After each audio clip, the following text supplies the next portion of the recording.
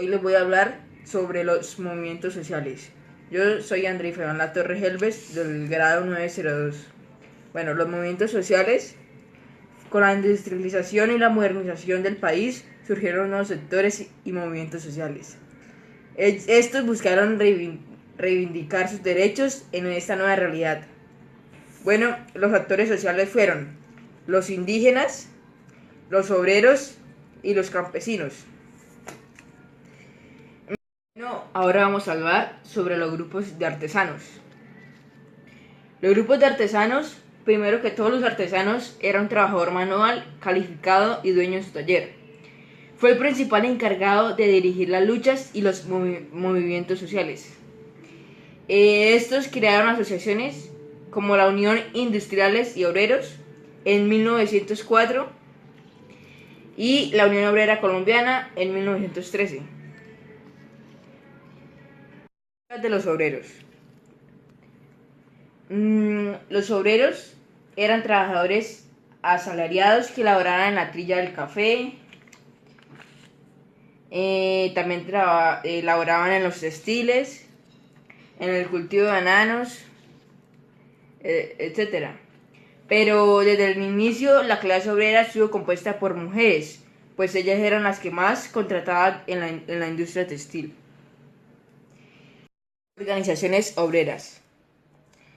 Las primeras organizaciones obreros artesanales no tenían un carácter socialista, pero buscaban el mejoramiento de sus condiciones laborales y de vida. Esto cambió a finales de los años 10, cuando los obreros empezaron a conocer las ideas socialistas y surgió el proletariado. El proletariado era la necesidad de crear dos tipos de organizaciones que articularan su lucha. Estas organizaciones fueron las organizaciones sindicales, que agrupaban a los trabajadores de diferentes sectores que lucharan por la reivindicación de sus derechos y en contra de las políticas que los perjudicaran. Y los partidos políticos, que dieron una plataforma política y doctrinal a los obreros que defendían sus intereses. En 1925 se fundó la Confederación Obrera Nacional. Y en 1926 el Partido Social Revolucionario.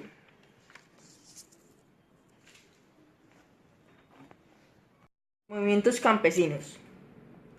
A comienzos del siglo XX, en varias regiones del país surgieron distintas organizaciones que luchaban por cambiar las relaciones serviles, mejorar las condiciones para los trabajadores rurales. Para la época, gran parte de la tierra estaba concentrada en pocas manos, entonces los campesinos tomaron acciones, tales como la invasión de predios.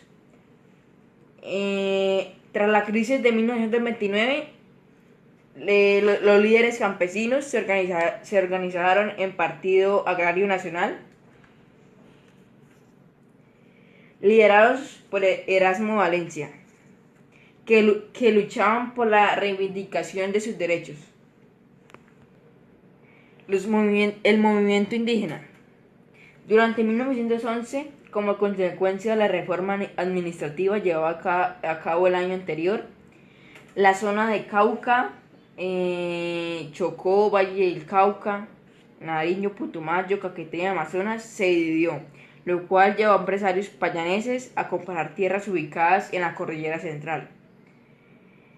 Esta situación desmejoró las rentas de los indígenas, por lo que les impusieron restricciones a cambio de trabajo. Tales restricciones consistían en reducir sus terrenos. Un líder indígena Páez, de gran ascendencia, Manuel Quintín Lame, hizo grandes esfuerzos para que los resguardos fueran respetados y conseguir una representación indígena en el Congreso. La huelga. La huelga era la principal forma de protesta.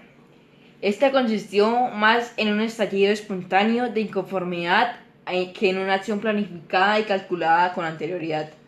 Una de las primeras huelgas que tenemos en nuestro país fue la que convocaron los artesanos de Bogotá en 1919 Posteriormente vinieron otras huelgas, como la de los mineros en Segovia, Antioquia, en 1919, y la de los trabajadores del ferrocarril de la Dorada Caldas, en 1920.